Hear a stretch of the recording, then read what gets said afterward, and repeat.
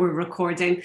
Dermot, I'm just going to give the running order. You're very welcome today and good evening to the University of Warwick MSc in Diabetes Care Information Session. The running order for today is that we will start with Dermot, who is our Head of Academic Affairs, who will be talking to Padma, one of our alumni, one of our excellent students who has gone through the programme and will talk in detail about her own experiences. We'll then hand you over to Dr. Stephen Lawrence, who is one of the lead tutors on the programme in the University of Warwick, and he will give you just an overview of diabetes care and a kind of a sample of what to expect in tutorials. And then at the real end, we will open up to a Q&A session. But as I said, feel free to put any of your questions in the chat as we progress throughout the webinar as well. So I will hand you over to Dermot. Brilliant, thanks a million, Rebecca. So as Rebecca said, I lead the academic function in IHEED, and we work very closely with the university in delivering this master's program and diploma. We're joined today by Padma, and Padma is a recent alumni from the program. And so in terms of running order, we'll have a chat with Padma. Stephen will then give you an overview as to cardiovascular risk prevention and diabetes, and then I'll give a pretty detailed presentation on the real kind of nuts and bolts of the program. But I think at the outset, it's always useful to get the perspective of somebody who's been through the program, gotten the scars, survived everything, and come out the far side. Padma, thanks a million for joining us this evening. Do you want to introduce yourself to everyone on the call? Okay, sure. Hi, good day, everyone. I'm Padma. Currently, I'm joined MINT FM, is the family medicine program in Malaysia. So I did my diploma in diabetes 2018? No, 18, yes. 19, sorry, 2019 intake. April 2019. So I completed last year, April, yes, correct. Yeah. Yeah, so actually it's a very good program. I would suggest everyone should take it. It's home-based. You can do it at your own time, at your own pace, because you don't have to travel. Basically, I like this program is I don't have to travel at all. Because I can just I can just sit at home and just continue the classes as usual. And I've completed 1-year program. It's very good exposure actually. And Padma, it's very... Yep. Sorry, no, I was going to ask, what made you decide that, so you've been in family medicine for a number of years and you're doing the residency training program now, but what made you decide a couple of years ago that you actually wanted to get a qualification in diabetes in particular? Oh, that is because when I started working in primary healthcare, I noticed we have a lot of patients with diabetes, diagnosed and undiagnosed actually. And by the time they come to us, it's actually they present with complications. So that was the reason why I wanted to, actually it's more for my own knowledge so that I can approach them much earlier, give them better service and catch the we catch the patients much more earlier before they start having the complications. Yeah, absolutely. And in terms of the impact that the program has had on your patient care, and I think you've got the benefit of a year's hindsight now, having completed the program. Has it changed how you're managing your patients? Has it changed how you're dealing particularly with the complex patients? Yeah, definitely. That would definitely I would say that, because when we talk to some patients, they tend to Google a lot. Nowadays patients they Google a lot. They come with the knowledge basically. They come with some information, but we have to be better than them actually to quote studies and everything to tell them, no, this is what we are going to do for you. See, that's how we can educate our patients, because if we are not up to par, how are we going to educate our patients? Yeah, and I think in particular, and this is something we'll touch on later, the speed at which treatment of diabetes is progressing is huge. 6 months feels like a long time in in diabetes treatment in terms of what they're developing and rolling out. Well, on a practical and a personal side, this is something that I'm sure everybody on the call everyone in this call this evening is obviously interested in diabetes. But how did you find immersing yourself back into education as a part-time learner, a full-time clinician with a family, and I think, how did you manage the practicalities of doing that? Okay, that's actually challenging. Maybe about 1 or 2 months in the beginning, because I completed my housemanship, then I was into working life already. Basically, I was not in the education line anymore already. So when I started this program, that was the time I started back everything. So uh, when we have our classes like every week, 1 hour structured class, right? So Mm. I will just tell my family not to disturb me for that 1 hour. Yeah, Yeah. I think that, and again, this is something I'll touch on later. I It's a think, commitment, basically. It's a commitment, I would say, between the family members and everybody. yeah, I think you've hit the nail on the head. You're asking the people around you to commit to you doing the qualification as well, and you're coming to an understanding with them of, look, on a Thursday evening, I'm going to go and lock myself away in that room for an hour, and then I'm going to do my study on a Sunday morning or whenever it is, that that this concept of having a rhythm to your studies, so Correct. that your family and your colleagues can predict when you're going to be busy, and then more Yeah. importantly, that it doesn't seep into every aspect of your life, that the rest of your time is family time or is work time. Yes. And how did you find, in a similar vein, how did you find adapting to, reading journal articles and critiquing them, which is a big part of the course?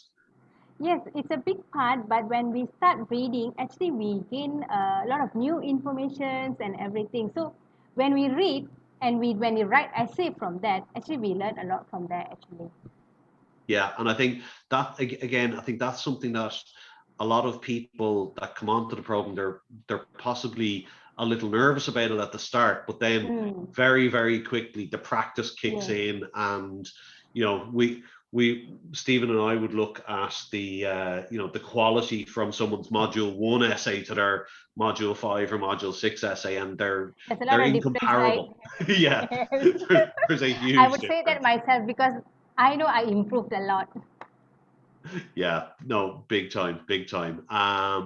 And tell me, I suppose, just finally, if you were somebody thinking about coming onto the program, what advice would you give to them, to somebody thinking Uh, of coming onto the program?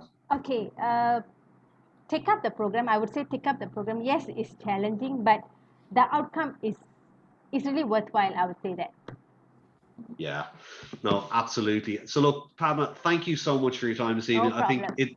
it's always really, really helpful for people to hear from somebody who's done it, who's enjoyed it, who's gotten the qualification, and has seen real benefit from it in terms of kind of patient care, particularly. So no, look, thank you so much for your time. You're Thank welcome. you, Padma. No You're problem, great. Rebecca.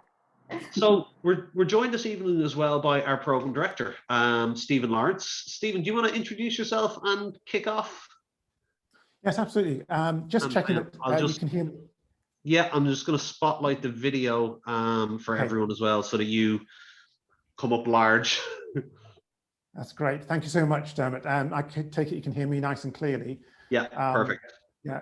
I just want to say great many thanks to Dermot for the chance of being able to address you all tonight. And the numbers of people who have actually joined us is really a testament to the fact that you find this an important part of potentially your next journey. And as you've heard from Pam, it is a fantastic journey. It's not without its challenges, but I, as program director lead here, I am the university side of this collaboration with IHEED, and I think that we offer amongst the best of diabetes education that you will be able to get anywhere globally. I'm going to spend about 20 minutes talking about diabetes and cardiovascular risk. Now, the purpose of this talk is to give you a flavor in regards to the kind of subjects that we will discuss and the depth of knowledge that we will be also discussing. Now, the big difference is that whilst this is a very didactic, a one-way tuition, in our meetings, we will have more of the kind of dialogue that you've just seen between Dermot and Pam, whereby there is discussion, there's discourse, you have the chance to ask questions and to challenge as we go on. So with those caveats, I'll just start by looking at diabetes and cardiovascular risk. Now, we all know that coronary heart disease is a major issue for people who've been diagnosed with type 2 diabetes. And as this slide shows, there's a 3 to 6-fold increased risk of cardiovascular disease, coronary artery disease, compared with someone without diabetes. And sadly, that will be the major cause of death for our patients. And our aim really is to mitigate that risk and to reduce the chances of that happening. Now, this is very interesting because this cartoon points towards the atheroma gradually encroaching on the cardiac lumen and gradually causing ischemia. We know nowadays that it's not as simplistic as that we get contraction of the musculature following rupture of a plaque, and then you get ischemia beyond that. So even within these areas, the technology and the knowledge has moved on significantly. This chart, and I will be referring to a few studies here, but this chart is a really important one with regards to the way in which we manage not just people with diabetes, but those people who've had a myocardial infarction. And it relates to work that was done by Professor Stephen Hafner. And you can see this dates back to a while back. We're looking at 1998, but briefly put, he looked at people with diabetes who had either had a myocardial infarction or hadn't, and compared their progress with people without diabetes who had either had no history of myocardial infarction or not. And I'm just going to spend a couple of minutes on this because it's quite important and it will form a focus as to what we discuss further on in this presentation. So in the red or the pink, you've got someone with the group of people with no diabetes. And here in the blue, you have those people with diabetes. And then you have either minus MI. So minus MI means that there is no prior history of myocardial infarction, irrespective of whether they have diabetes or not. And then the plus MI means that there is a prior history of myocardial infarction. So with those in mind, I'm going to walk you through this summary of Stephen Hafner's work. He followed these people over a 7-year period to look at the incidence of cardiovascular events. So let's take the first one.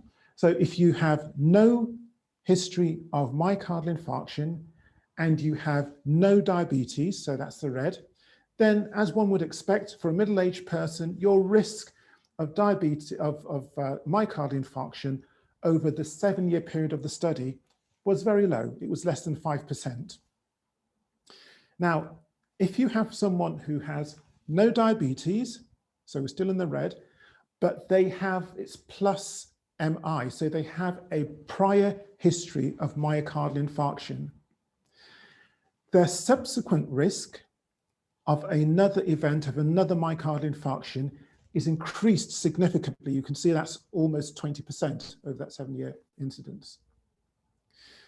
Now, you can see the same kind of pattern exists for stroke and for cardiovascular death. Now let's go on to the blue. Here we have someone who has been diagnosed with type 2 diabetes, but they have no prior myocardial infarction, so that's minus MI. There's no prior history of myocardial infarction. We can see here that even with no prior history of myocardial infarction, their risk is very much similar to a person who has no diabetes but has had a previous myocardial infarction. And that's really quite sobering. But even more sobering is this last one here, which says that if you have diabetes and you have a history of a prior myocardial infarction, over the 7-year period of this study by Stephen Hafner, we can see how the risk was approaching 50%. And the same kind of argument, to a lesser degree, can be applied to cerebrovascular accidents and to cardiovascular deaths. So what this is telling us, again, in a different way, is that people with type 2 diabetes carry a significantly high cardiovascular risk. And this is what we are trying to mitigate against when we are treating our patients. But this is what the data says. Now, and if Stephen, you were to look, do you think the average patient understands that simply by having the diagnosis, their risk of myocardial infarction is the same as somebody who they might perceive as being in an entirely different risk category of, you know, they've had a heart attack before, they're likely to have one again? Do you think the average patient absorbs that or acknowledges that or is even aware of it? I don't think they are. I think the average patient, it's a very good question, because the average patient does not conceive of that risk simply because they go in to see their healthcare professional and they are told that they have diabetes. They are told that the only reason that they know, in many cases, that they have type 2 diabetes is that they have undergone a test and the test tells them that they now have diabetes, because many of our patients are asymptomatic at the time of diagnosis. So to then be told that, first of all, you now have this condition, type 2 diabetes, and on top of that, you've been running a cardiovascular risk up until the time of that diagnosis, which has been there, and it is now increased because you have diabetes, is often quite a disappointing, a sobering, an upsetting point of news for our patients. And it's not surprising, therefore, Dermot, that many people can become quite upset, depressed, low in mood as a result of that. Yeah, absolutely. So, but these are important tenets, because we can do something about this, this data. The problem that we have with the myocardial infarction, the ischemic heart disease, the heart attack, whichever phrase you want to use, in diabetes, is that they don't have the luxury of pain. And you might think that's a bit of a paradox there, the luxury of pain. Well, we know that there's a typical kind of chest pain that is associated with a heart attack, with a myocardial infarction, that crushing, pressing pain on the chest. But because of the existing autonomic neuropathy, it's likely that people with diabetes will first of all get atypical chest pain. So they may not get the pain that we've told them that should necessarily have them dialing for the emergency services. Furthermore, they may get what we call silent ischemia or a silent MI. So they may suffer cardiac damage, but there is no outward sign of that apart from possibly feeling slightly faint or out of sync. And if that wasn't enough, the diabetes, the presence of autonomic neuropathy, predisposes to this aspect of electrical instability, leading to an increased incidence of arrhythmias, dysrhythmias, which we know themselves may be fatal. So what do we know from UK PDS, the United Kingdom Prospective Diabetes Study? We've looked at Stephen Hafner's work, but how important is glycemic control? What you can see from this, for 1% or 11 millimoles reduction in HbA1c, a 1% reduction, you saw various benefits. Now, deaths from diabetes were down by 21%. So we're enabling people to live for longer. Myocardial infarction, which we just looked at, was down by 14%. And when you come on to the course, we will discuss the statistical significance that wasn't quite reached during UK PDS of myocardial infarction reduction, but that 10 years after the study was completed, reached clinical and statistical significance. Now, these are important improvements in terms of big vessel or macro, MACRO. So macrovascular risk reduction is important. But look at these microvascular complications. These were down by a whopping 37% and 43% respectively. So we can see that improving glycemic control not only saves lives, but also reduces the risk of complications. And each of these sort of shows their levels here. What about aspirin? Now, in the study, we will, when you come onto the course, we will talk about the various and relative contributions of different interventions in terms of reducing cardiovascular risk. There is benefit, but there's also risk for any intervention. Now, if you argue that someone with diabetes is at increased risk of a myocardial infarction, which I think is without question, and that if we were to treat someone who's had a heart attack, we would give them blood pressure control, we would give them lipid control, and we'd also often start them on aspirin.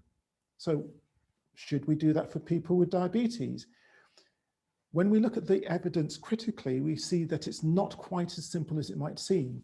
So in this study, this is a Japanese study by Ogawa back in 2008, they tested this theory to see whether low-dose aspirin would actually be beneficial in people who have diabetes, but have not yet had their first myocardial infarction. Would low-dose aspirin prevent them from getting their first cardiac event? So they used low-dose aspirin at 81 and 100 milligrams in 2,500 patients with no history of atherosclerotic disease. They followed them up over just over 4 years. Their conclusions, and I've summarized this for the purposes of this talk, was that low-dose aspirin in people with type 2 diabetes who we would consider to be at increased cardiovascular risk, low-dose aspirin as primary prevention did not reduce the risk of cardiovascular events. So we've now seen that there's a difference between the person with diabetes and the person without diabetes who's had a myocardial infarction. Now, again, we would say that is one single study, but there are other studies that have said the same thing. And this is what we would do when we look at studies. We want to see that other studies are actually saying the same thing. What types of studies are they? Are they ones in which we can have a great degree of statistical confidence? So coronary heart disease before diabetes. We know that type 2 diabetes is present in roughly 10% to a third of patients presenting in emergency departments with a myocardial infarction. And as I've shown to you earlier, that 1-year mortality can be as high as approaching 50%. And any kind of stress will often unmask this tendency towards hyperglycemia and therefore cardiovascular risk. Now, because both macro, M-A-C-R-O, and micro, M-I-C-R-O, events are happening at the same time continuously, it would be unrealistic to have a presentation which completely ignores small vessel disease. So I need to pay tribute to this and realize that small vessel disease, retinopathy, 60% of patients will have, with type 1 diabetes, will have retinopathy after 10 years, with practically everyone having that after 2 decades. Contrast that with diabetes. At the point of diagnosis, around 1/5 of our patients, so about 20%, will actually have retinopathy. And as time progresses, because they've had a longer period of time to have hyperglycemia, more of them will have it after a longer period of time. The same kind of pattern happens for kidney disease, nephropathy. So I'm just going to finish off by just looking at a question. Why do some people develop complications? And we will be looking in the course at both micro and macrovascular complications, but some people will do very well, other people will struggle. The risk that people run is related to their glycemic control, to metabolic parameters, but also to this very important aspects of lifestyle. But I'm just going to spend the last few moments just looking at these two studies and what we can take from these two studies, the UK-PDS, which is the United Kingdom Prospective Diabetes Study, and then this hyphenated one, the DCCT, which is the Direct Complications Controls Trial, and the Epidemiology in Complications Trial. Now, the UK-PDS was a type 2 study, a study of people with type 2 diabetes, whereas the DCCT stroke EDIC study is a study in type 1 diabetes. Now, it might seem odd that I'm bringing these two together. Well, this is the reason. The DCCT trial looked at small vessel disease and also the EDIC trial looked large vessel disease. So with small vessel disease, they showed that with type 1 diabetes, if you get good glycemic control, you can reduce all of these markers of small vessel disease. So retinopathy progression, laser treatment for retinopathy, microalbuminuria, which is obviously kidney disease, albuminuria, and clinical neuropathy. All of these, you can see in the red, this is in the conventional treated group, and in the sort of greenish is the intensively treated group. So compared with the conventional group, the intensively treated group for glycemic control did far better. Now that's for small vessel disease. What they did at the end of DCCT, so DCCT ran for a number of years, they then finished the trial and they continued to follow these people up in what's called the EDIC study. And in the EDIC study, they both looked at small vessel disease and large vessel disease. And if you look at here in this one, large vessel disease, this is looking at myocardial infarction on this axis here, myocardial infarction. So this is big vessel disease. During the DCCT trial, there was very little impact on large vessel disease or macrovascular disease, cardiovascular disease, when you intensified glycemic control. However, after the trial had finished, you can start to see how these Kaplan-Meier draws start to separate, showing that the benefit for large vessel disease, myocardial infarction, starts to be seen after a period of time. You don't see it over a short period, you see more the benefit of small vessel disease. And this is very, very important because it gives us an idea as to how we're going to actually treat our patients. It's shown again here in this graph. If you intensify glycemic control here on the x-axis, as glycemic control comes down for the HbA1c, we can see that for small vessel disease, you get a very good response. You get a very significant response in terms of reducing microvascular complications. Compare that with the more mild slope that you're seeing for myocardial infarction. So it means that glycemic control is important, but it's not the most important aspect of reducing macrovascular disease for our patients, which leads me on to this final study, the STENO2. Now, STENO2 comes from the college in Copenhagen, where they actually did this study. And it's a small study, only 160 patients, 80 in each arm. They looked at people with type 2 diabetes and followed them up over approximately 8 years. And they said, well, UKPDS looked at glycemic control and they showed some benefit for small vessel disease, a little bit for macrovascular disease.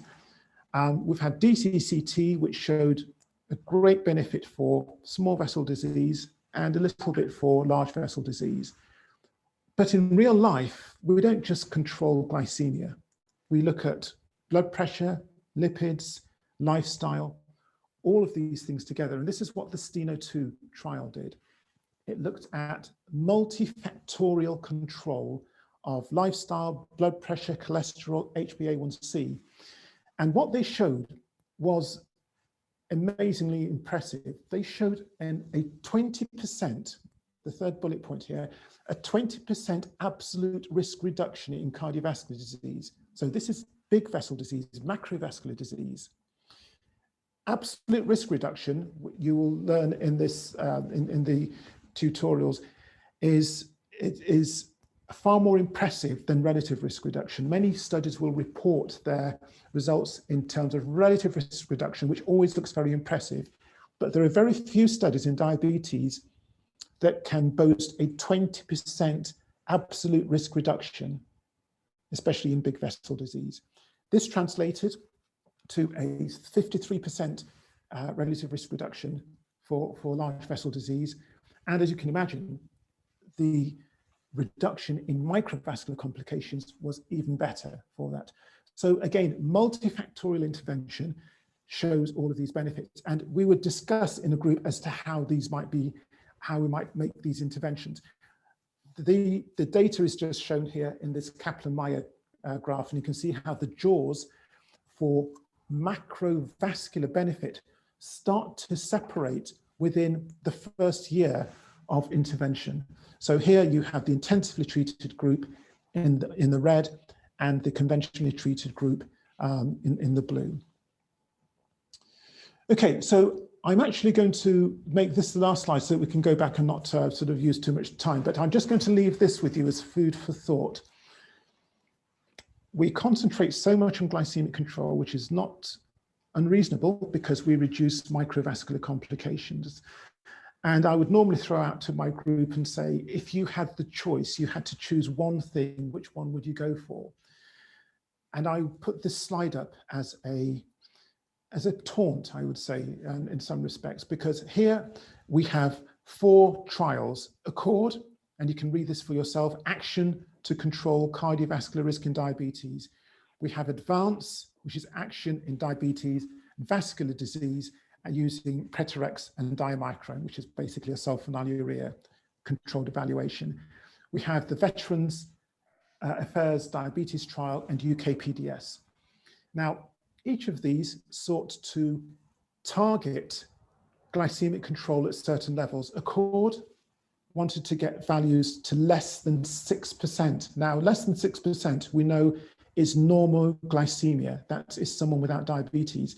ADVANCE targeted patients to reach a level of less than 6.5.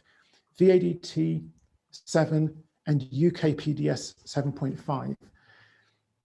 What was shown in this comparison of these trials was that all but one of them basically managed to show that there was no harm done.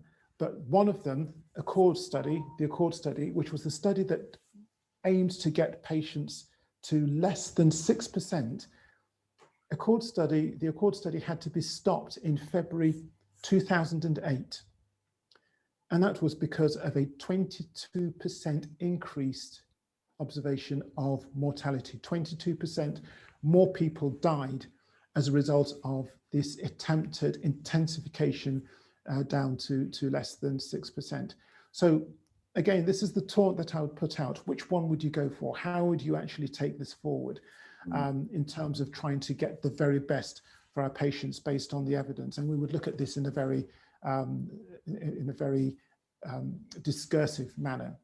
Okay, I'm going to stop there just to allow for us to actually go back into this. But hopefully this gives you a flavour as to the kind of things that we will be discussing. It's fascinating, Stephen, and I think it goes back to the comment Padma made at the start about the complex and the challenging cases, and how to, I suppose, effectively how to agree those targets with your patient, how to decide on a management plan. And I think one of the things that will become evident through the program is the degree to which these things need to be done in consultation with the patient. That your job as a clinician is to guide them, to make them aware of the profile that they have, the risk that they have, and then the options that are available, and to go on that journey together. And I think that particularly when people come to the more kind of psychology-based module and on behavior change and things like that, it will focus a lot on managing this with your patient, not simply treating them in that very kind of older sense of medicine. But no, look, absolutely fascinating talk, Stephen. I think that very first slide of just showing the risk that a patient with diabetes immediately has just by having the diagnosis is phenomenally powerful. So what I'm going to do is this session does feel a little bit PowerPoint heavy and discursive light. But what I'm going to do is I'm going to share screen and I'm going to walk you through an overview of the actual program itself. And Stephen, chip in here at any point that you want to. So I suppose to start off, you're going to hear about IHEED and about the University of Warwick in parallel when we discuss this program. And Stephen is based in the University of Warwick. I am based in IHEED. We are effectively an Irish medical organisation, and we partner with absolutely world-leading institutions like Warwick, like the Royal College of Physicians and the Royal College of Surgeons, to offer education programs globally. We're an Irish company. We were founded by a family doctor about 7 years ago. And I suppose within the context of the people on this call, we work with the Ministry of Health in Malaysia very closely. We run the MINT FM Family Medicine Training Program in Malaysia with RUMC up in Penang, and with the Ministry of Health. We work with the College of Family Physicians in Singapore. We are effectively the engine that drives their family medicine residency program as well. In Malaysia, we work really closely with the Malaysian Medical Association, with DOBS, etc. So we've quite a footprint in the region, and very much miss traveling to KL and Penang and Singapore, which I would have done 3 or 4 times a year up until COVID. We have over 400,000 course completions on our platform, and that is a combination of everything from short CME to family medicine residencies to our master's programs. And it really, I suppose, the relationship with Warwick with this program is we enable this program to operate at a scale and with just an amazing online experience that we're going to show you. The University of Warwick, I imagine most of you are familiar with. They're actually now, just noticed, they're 8th in the UK, not 10th. They are a member of the Russell Group of universities in the UK, which is the highest ranked universities in the United Kingdom, and those that are really focused on having strong research outputs. 62nd global ranking in the world, and that is consistent year on year. The reason this program is, I think, so successful is the depth of expertise within Warwick in diabetes. You can see there's a statistic over 14,000 diabetes graduates, and that is climbing annually. Warwick is recognised within Europe as one of the leading institutes in diabetes care. So the qualification that you get at the end is either a postgraduate diploma, or if you continue on, a Master of Science in Diabetes Care from the University of Warwick. It's level 7 on the UK's National Education Framework.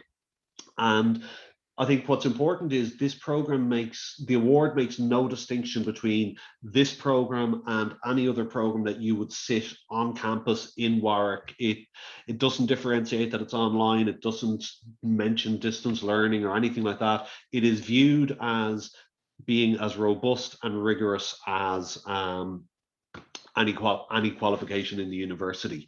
Obviously, with the benefits that Padma spoke of accessibility that effectively it's brought to you. We are really conscious of people undertaking a qualification during a pandemic. And one of the things that we've looked at, and Stephen has spoken quite a bit on this in the UK, is the impact of COVID and its relationship with diabetes. And very often, what we see and what we are going to see in diabetes, what we're going to see in oncology, is this third wave here that, after the immediate mortality hit, after the restrictions on non-urgent care hits, we build up this backlog of chronic disease management. And, that is something that when we look at people having an expertise in chronic disease management, which this course gives you, it's in the context of diabetes, but the expertise that you'll bring from the program will be one that is equally applicable to COPD, to cardiovascular disease, etc. That management of chronic disease is going to become more and more important, because we know we are storing up trouble for ourselves. In terms of what this program actually is, then, it's a postgraduate diploma and then a master's that follows afterwards. I'm going to spend most of the time today talking about the postgraduate diploma. As I've said, it's fully recognised by Warwick, and that's where your award comes from.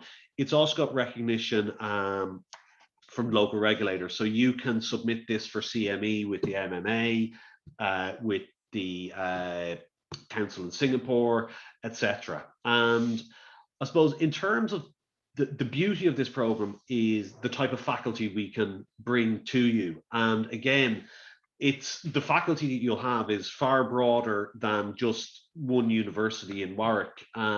So Stephen's obviously here, our program director, Colin Kenny, who works for IHED. He's a RCG, the Royal College of General Practitioners examiner. He's past chair of the Primary Care Diabetes Society. Dr. Letchman, who is up in EPO, he may be joining us this evening. He is we've seen him present not only on our own course but on NADI conferences and on diabetes conferences across Malaysia and South Asia. He's a phenomenal. He is there, Dermot. Oh, hey, Letchman has joined us. Just to let you know. Brilliant. And then, we've people like Martin Hadley Brown from Cambridge, Ralph Oudham, who's in the University of Melbourne. So you get a really, really broad faculty perspective on each of your modules. To go through actually then, what will you study? So we developed this course from its inception to be an online program. It's not a campus-based face-to-face program that is now being delivered online because of COVID. This was developed in 2016 from the get-go to be an online course. And within that, we started with a blank page. We said, well, what should a diabetes program at this level look like?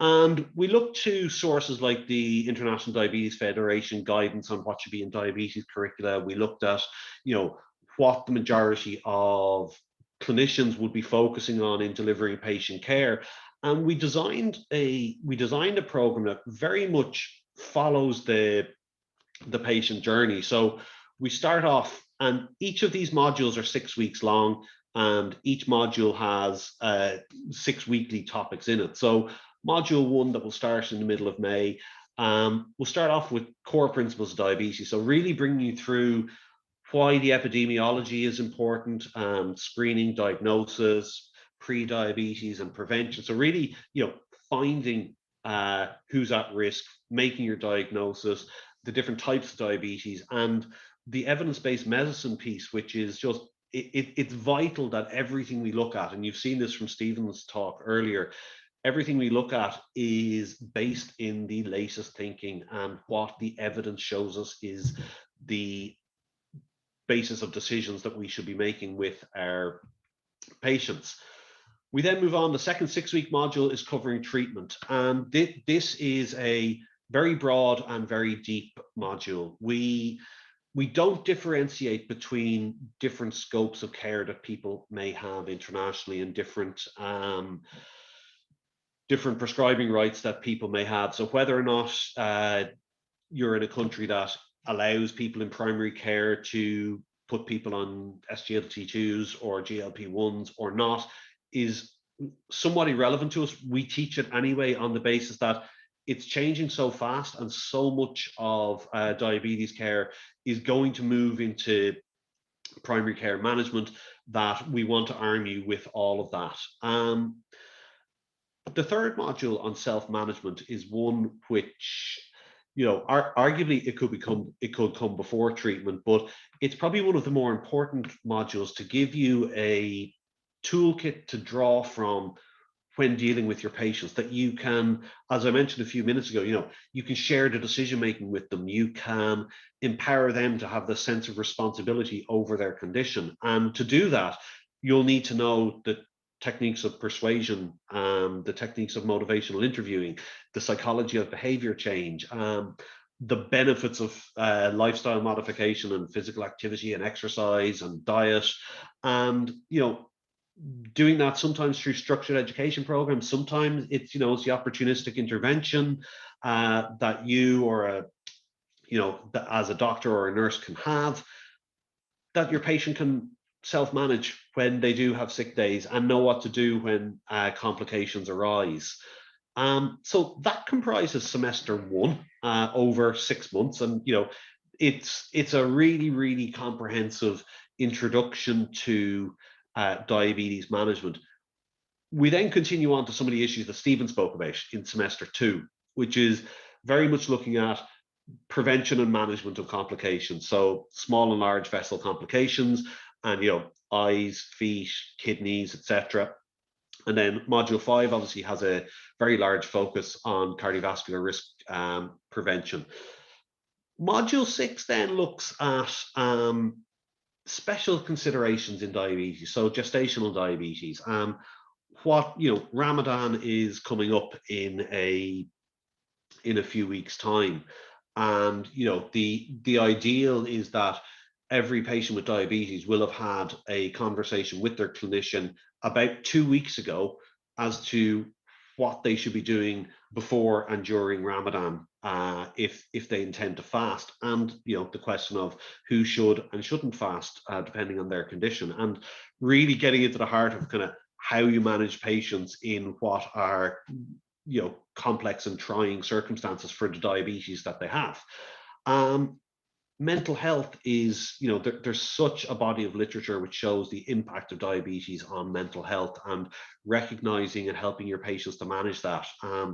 Looking at comorbidities as diabetes patients live longer, as they have, just normal older age complications as well. So this module, it very much looks at the patient in a rounded sense, but you can see from the first and second semester, we're very much following that patient journey from, finding and diagnosing and managing the patient's view of their own diabetes and the treatment options that are available to them, and then management of complications and special considerations. And that takes approximately 12 months to do. So that will start this May and it will end approximately the end of next April. And after that, generally about 50% of the group will choose to stop and exit with the postgraduate diploma in diabetes, and about 50% will choose to carry on and complete the master's in diabetes. And then there are some people like Padma who will stop, get the postgraduate diploma, and come back a year or so later to do the master's. So what the master's module looks like, this is a single 10-month module. And what you see on the left here, this image is very much a standard journey in creating a piece of research. So, and we bring you through this as a taught module initially, and then we pair you up with your supervisor, and you go and execute this for your professional project. So, you find an area of diabetes which is of interest to you. You review the literature, you find out what's the gap in that area. What can I do that will add to the body of knowledge in diabetes? You figure out what's the right methodology to use, what's feasible, what is methodologically sound. You develop that into a proposal, you get your ethics approval. And then, at this point, you're actually off and you're doing it. So you're collecting your data, or you're doing your systematic review, or your service evaluation, whatever your particular project is.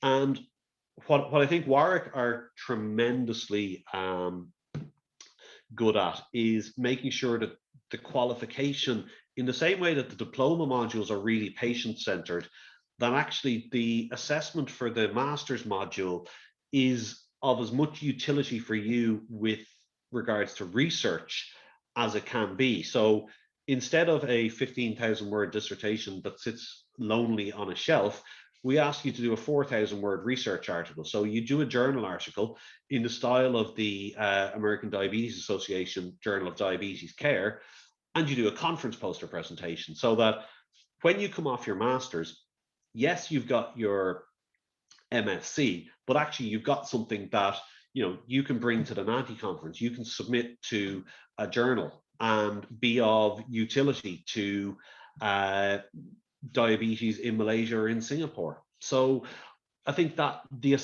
delivery and the assessment of the masters is quite novel, and I'd argue a lot more practical than some master's programs are. In terms then of actually what does this look like as an online program? So we'll start off with an orientation week, and in that week we get everybody used to the online platform, how to navigate it, how to use it. We get people to understand all of the program structures and supports that are available to them, and really make sure everybody's comfortable before they actually start week 1 of module 1. Each week then follows a rhythm where it starts off with a discussion, and that will generally be a case scenario. We'll show you one in a minute. It'll be a case scenario linked to that week's topic. You then go through the online content. So there's what a typical case scenario will look like, and you will comment and critique this and have a discussion with this with your peers throughout the week. You'll then go through the online content. Sorry, Stephen, what? Yes, I was about to add, Dermot, that that's a really interesting and exciting part of the course, because it does allow you as students to actually discuss issues amongst yourself, and you can debate, you can agree, and then the tutor will add a little bit each day. They won't be there all the time. It's really for you to actually have the discussion. And as Dermot will talk to you about in a few moments, that then comes together at the end of the week. But it's a great time for people to actually get used to others in the group, get used to those dynamics, and to develop confidence. Yeah, absolutely. And that it's what you'll notice with this kind of weekly pattern is it's all based around you feeling part of a small group that's learning this together. So you do your discussion throughout the week, you look through the online content in your own time throughout the week, and the online content is fabulously engaging. It is really, it's not flat text, it's not PDFs, there's lots of video throughout, and it's a really engaging way to learn. And then at the end of the week, we bring you together for your tutorial. And this slide is from back in the day when we had to explain the concept of Zoom and Teams to people. But effectively, you come together in a group, and unlike today's session, which is very one-directional, the weekly tutorial is a back and forth conversation on that week's topic. So the weeks very much follow, each of the 6 weeks kind of follow that rhythm of the discussion forum. You go through the content yourself, and then you sit in on the tutorial. And when we survey the participants in the program, it's the tutorials that are by far the most valuable part of the course, and then the online materials. The assessment then is a really, really straightforward assessment model. Effectively, you do an essay based on the content of that module at the end of each module, and then even an exam at the end of each semester. So at the end of core principles, you will do an essay on screening or diagnosis. On the essay on treatment is based around decision making around a patient case, similarly with self-management. And then at the end of the 3 modules, you'll sit an exam.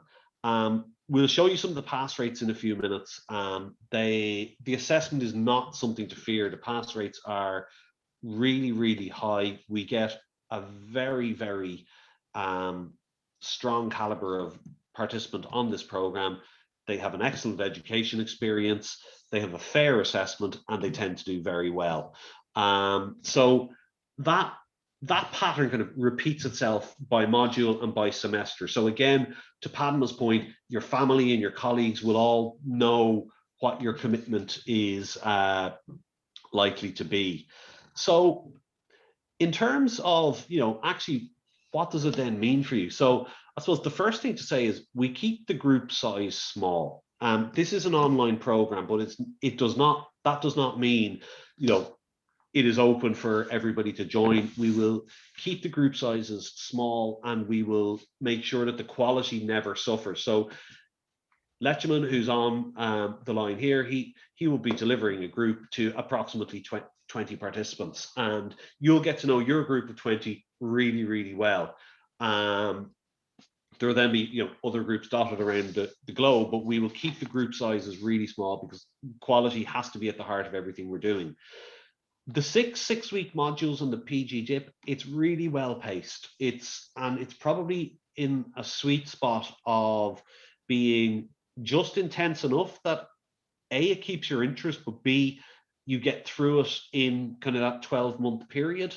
And it, getting through the program, the postgraduate diploma part, in one calendar year, I think psychologically is really, really important.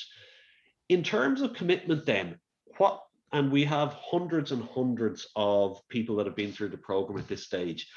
Every single person on the program is a busy clinician.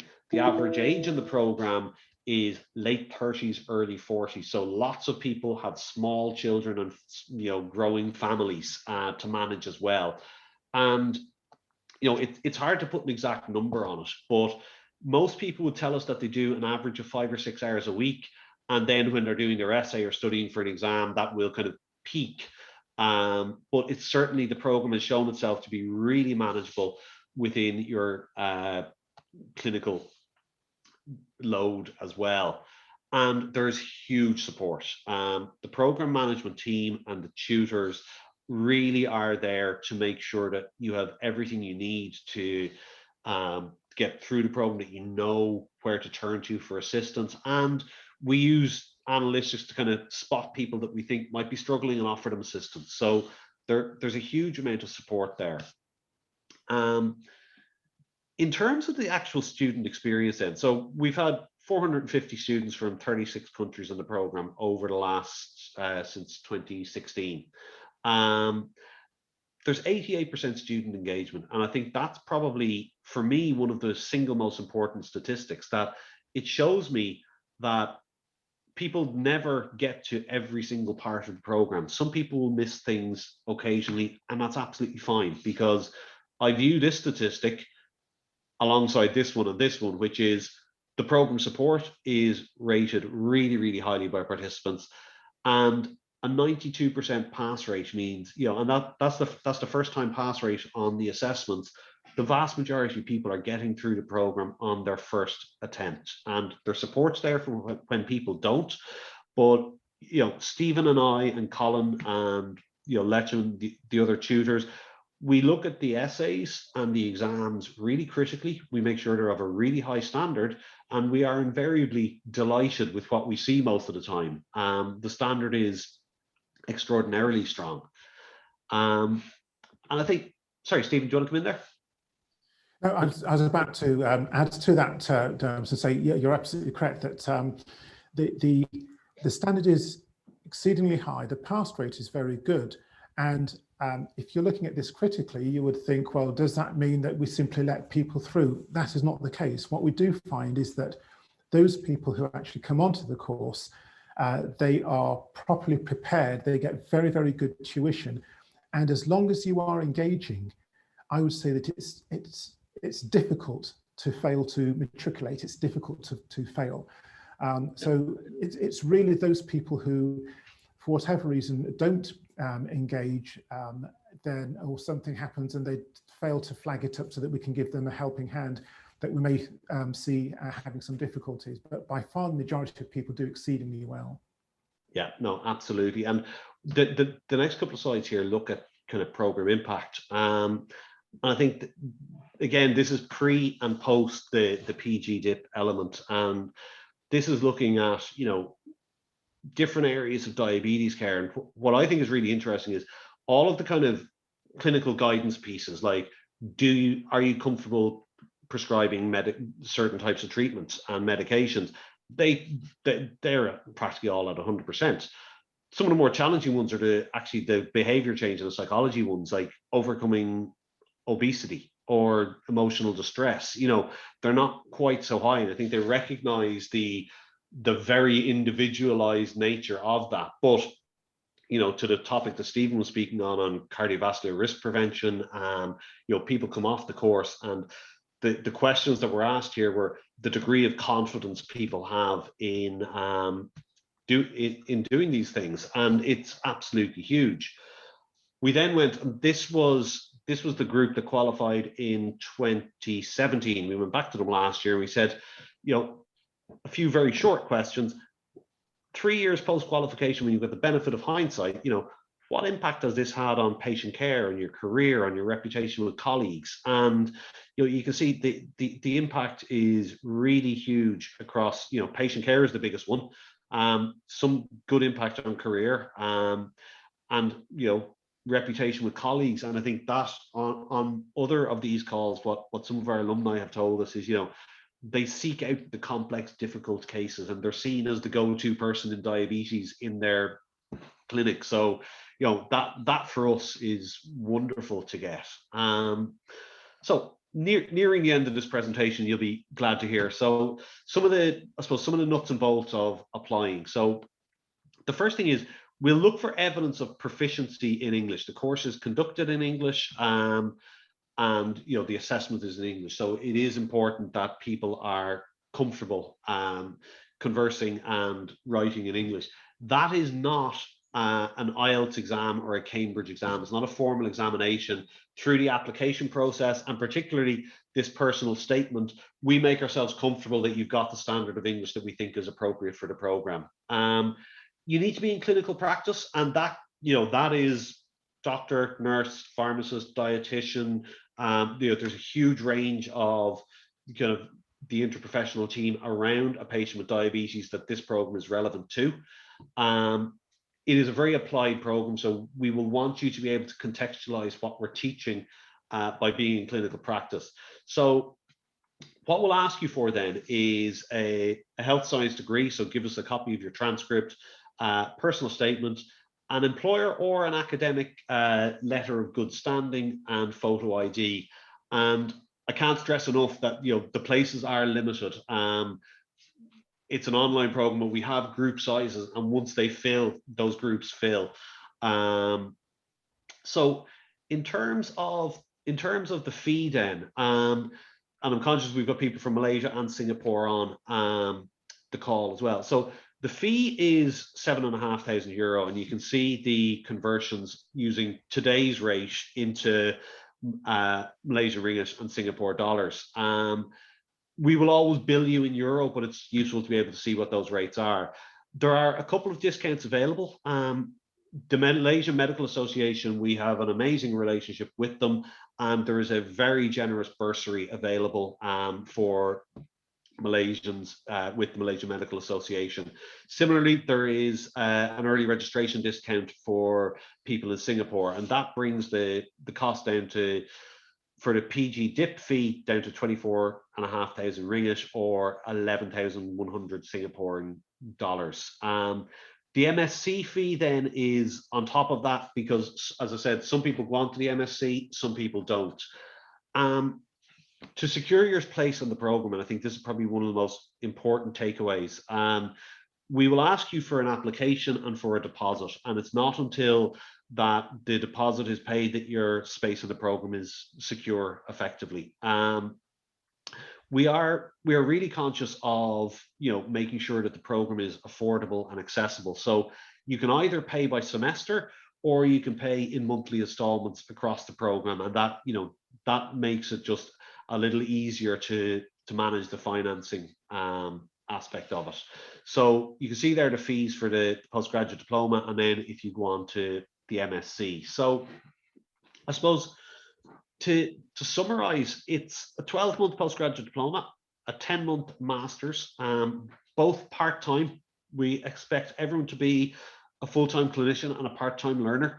The award is from a top 10 UK university, 62nd in the world. I think it's really important. It's got the local recognition and endorsement from local bodies, and that recognizes it's not just a UK qualification that's kind of transplanted into Malaysia or Singapore or Australia, but that local piece really is there. And I think if I was to take anything away from the conversation we had with Padma earlier, it would be there's a huge amount of support there. There's a huge amount of camaraderie, and it is fun. It is genuinely enjoyable. And if you are interested in diabetes, I think immersing yourself in this is a fantastic way to just gain confidence in the management of this condition. Stephen, I'm conscious Letchman is with us as well, so I'll stop screen sharing. Lech, great to see you. Oh, I think you're muted. Hi, good to see you all too. Hi. So, Letchman, I was wondering, you've been delivering the program for a number of years now. What do you think in terms of diabetes in Malaysia? The kind of the practical things people can do to help improve patient levels and mitigate risk of complications? Well, there 1 in 5 adults in Malaysia has diabetes, and our numbers are getting bigger. And we are also suffering. Our patients are also suffering from the known complications. It is my belief that with so many patients affected and so much to do for a diabetic patient, we need to have it happening near where they are. And I believe that primary care physicians are the best to deal with it. Because diabetes involves so many areas and so many other specialties and expertise, we actually need one lead person to take overall charge. Even though we talk about multidisciplinary care, we still need one person to coordinate in. And I think the family medicine specialist is the person. I came on to this course 2 years ago. And remember, that was before the COVID era. Yeah. And, I thought it was such a good idea. You are doing something, learning while you're working from your own home.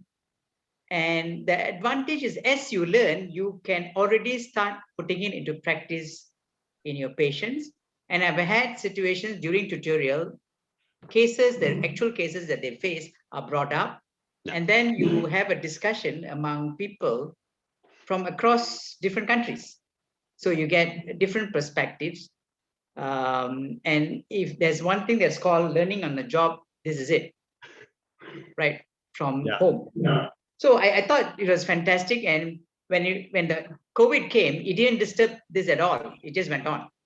Whereas all other forms of training, got affected. I think you're right. I think we're incredibly lucky in that this was designed to be online from the start. So COVID had virtually no impact. So the other thing is, because diabetes is getting more complicated, the types of therapies are many now, and the fact that we want to individualize. I think having a course like this, which is put together very comprehensively, helps anyone who goes through that to fill up the gaps that all of us will have. But this is comprehensive and you're sure. So at the end of the day, I believe those who have gone through it will feel more confident about what they're doing and what to do, instead of always having these thoughts, should I refer, should I keep, should I refer, should I keep? Yeah. The patient always likes it if you can take care of most things within you, or at least advise accordingly. And this confidence will go a long way in your patient doctor relationship. So I think, I think you're absolutely right. And I really like the comment you made about, somebody has to be kind of in charge. And whether, what's quite common in Ireland is that diabetes nurse specialists within primary care are leading diabetes clinics. In the UK, it tends to be more, you'll have a GP, you'll have a family doctor with a special interest in diabetes, but you've got that point person. And yes, they're using the multidisciplinary team all around them, but you've got someone who's got a really deep expertise in diabetes that's kind of leading or steering that ship.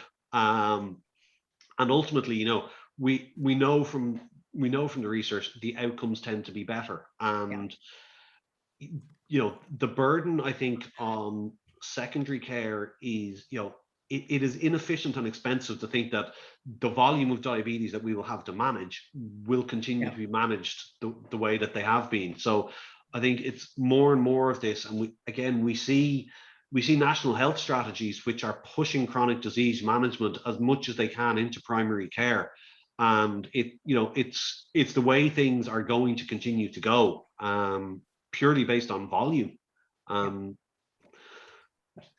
Rebecca, I'm conscious I haven't been looking at chat. Are there things that we haven't addressed, or that Stephen or Lecturer I should go over, or we could ask? Actually, the chat has been a bit quieter today than other days. Sometimes I can't stop typing for the whole thing, and other days it's quiet enough.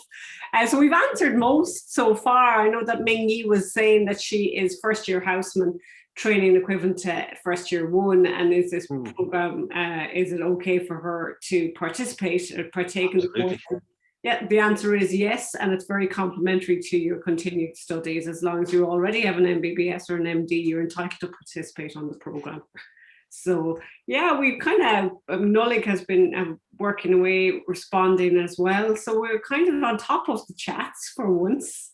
Okay, brilliant. Great. Just to let you know, I mean, this program has been running in Malaysia for how many years now, Dermot?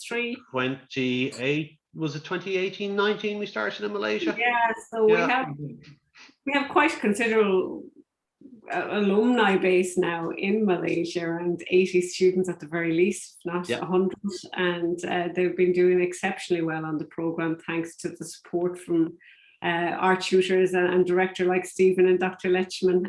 It's been a pleasure launching the program in Malaysia, and students like Padma done exceptionally well, and it's just gone from strength to strength, and it's just wonderful to have such a global reach and an international cohort from Australia, Malaysia, Singapore, all over the planet participating on the program. And I think that's one of the benefits of the program, that it's not I think pace from one country to another. We very much bespoke and tailor our discussions based on the local environment and what the clinicians will be experiencing in Malaysia. So it's not just a University of Warwick exact same discussions and tutors that you'll get in the UK or in the Gulf. And we do an awful lot of work to ensure that it is correct advice for the local environment, and I think that's really important to. And you're absolutely right, Rebecca. And I mean that advice is, and that debate is based around,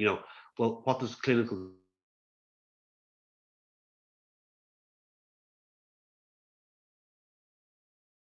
there's any number of factors that make up a decision as to how a particular patient's treatment will be managed. And yeah, I think the benefit of being in a group which will have, some people from Malaysia, some people from Singapore, some people from Australia, it gives you a really, really good perspective and debate, because, things are done differently in different regions. And that as a discussion, or the basis of a discussion, is just fantastic. And I think, the final point is Stephen and I can't wait to get back over and do a graduation ceremony in person. I was about to add actually that the strength of this program comes from the fact that it was online, predominantly online from the get-go. But we had, in pre-COVID times, the opportunity. I know I was out in Malaysia with Dermot, and it was a fantastic time to meet face to face. But because the program has predominantly been online, it has not suffered. In actual fact, I would say that it's actually gone from strength to strength, despite the COVID crisis. But to those of you who might be thinking, well, I'm a nurse, or there's going to be mainly doctors or pharmacists, it's actually multidisciplinary. And the fact that we have people, as Dermot said, and Lechman spoke to, we have people from different parts of the world coming together.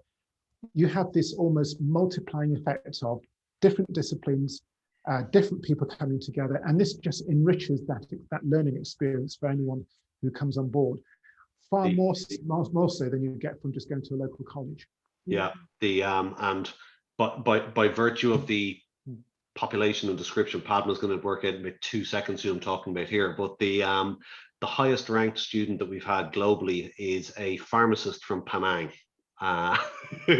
So beating endocrinologists, cardiologists, family medicine specialists, it is absolutely something that the entire multidisciplinary team can do and can excel at. So yeah, I think you're absolutely right, Stephen. The richness of the differing perspectives is fabulous. Rebecca, I'm conscious of time, and that I could talk about this all night. Just to sum up, really, I wanted to first thank Padma and Stephen and Dr. Lechman. Thank you so much to the three of you for participating today. We really appreciate it. And just to all the participants, just to let you know that this session has been recorded and it will be sent out to you by email for you if you're very bored and want to listen to it again. And we'll be sent it out tomorrow, and you should have it in your inbox, as well as the button on apply now and pay deposit.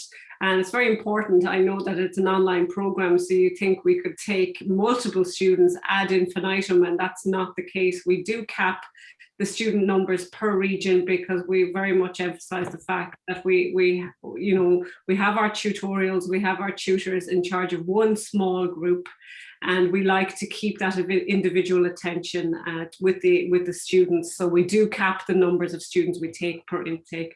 So if you are interested, places are filling very, very fast in each region. And we would just suggest and advise that you apply now and pay now without delay. So you will get that email, apply now, pay now, and the recorded session button, but you will also get a phone call from one of our staff members following up from this session, just to ask if you have any other questions and to follow up with you individually to make sure you're okay and give you any other guidelines about applying. So I think that's it.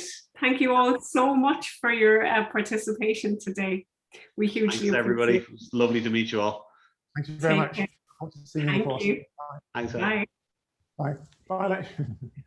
Bye.